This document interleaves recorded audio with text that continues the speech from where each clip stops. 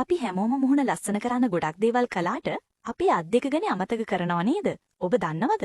අපි වයස මුලින්ම පේන්න ගන්නේ මුහුණෙන් නෙවෙයි අපේ අත් දෙකෙන්. අත් ගැන නොසලකා හැරියොත් ඉක්මනින්ම රැලි වැටිලා අවලස්සන වෙන්න පුළුවන්.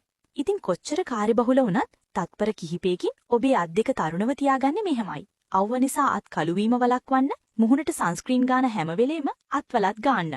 අත්වල රළු බව අවම කරන්න සතියට වරක් සීනි හෝ ලුණු ස්ක්‍රබ් එකකින් මැරුණ සම ඉවත් කරන්න. සැර සබන් වර්ග පාවිච්චි කරනකොට අත්වැසුම් පළඳින්න. ඒ වගේම අත් සෝදන හැම වෙලාවකම හෑන්ඩ් ක්‍රීම් එකක් පාවිච්චි කරන්න. සති 3කට වරක්වත් මැනිකියුර් එකක් කරන්න.